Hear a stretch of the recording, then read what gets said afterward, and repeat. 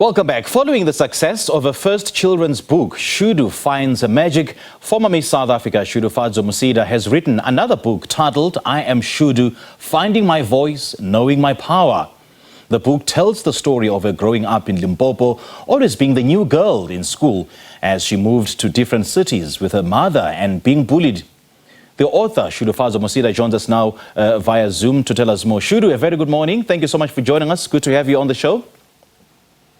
Good morning. Thank you so much for having me. Now, tell us more about your second book and the importance of you highlighting your story of being bullied as a young girl. I think bullying is very prevalent today, especially in schools and in different spheres of our society. With this book specifically, I highlight the psychological effects and the identity or self-image effects that it did have on me.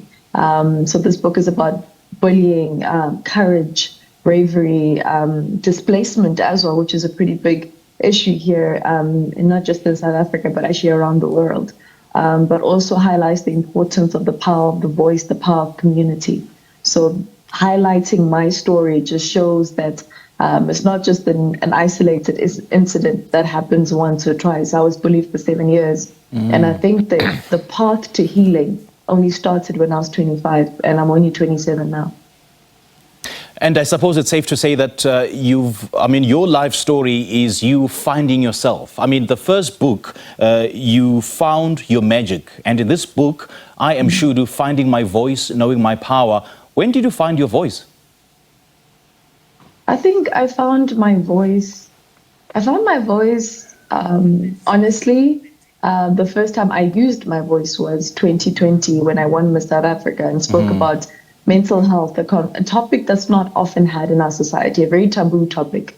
But the courage to have that conversation on such a big stage in front of millions of South Africans, and also starting that conversation throughout my reign and having that conversation and trying to normalize it. If it's not for the country as a whole, at least I know that I reached 100 people at the very minimum, you know. Yeah. And that show was hugely successful, Mindful Mondays, because it reached over 1 million people, 40,000 people a week.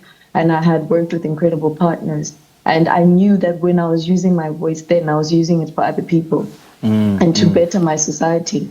I think finding my voice, and that's when I truly found my magic, was when I started using my voice for me too, to tell my story to me, where I reframed what is wrong with me, which was a weekly question that I would ask myself, because of how bullying had really broken my inner child down, and I didn't realize that I hadn't healed. You think once you win a crown, there should be enough validation, but it's actually not. So I found myself having these conversations, reframing what's wrong with me to what happened to me. And as soon as I started speaking about what happened to me, and I started putting that mirror before myself, that's when I truly found my voice and found my strength. Sure. And the last time I chatted to you on this show, you just launched that online mental health initiative, every Monday, and it was hugely successful. And I suppose that it was quite befitting, the fact that bullying and mental health coexist. I mean, bullying cascades into the mental health space. And this book is written to empower all children between 6 and 10 years old. So how is your story then narrated to fit into what kids now go through in school? History doesn't repeat itself, humans do.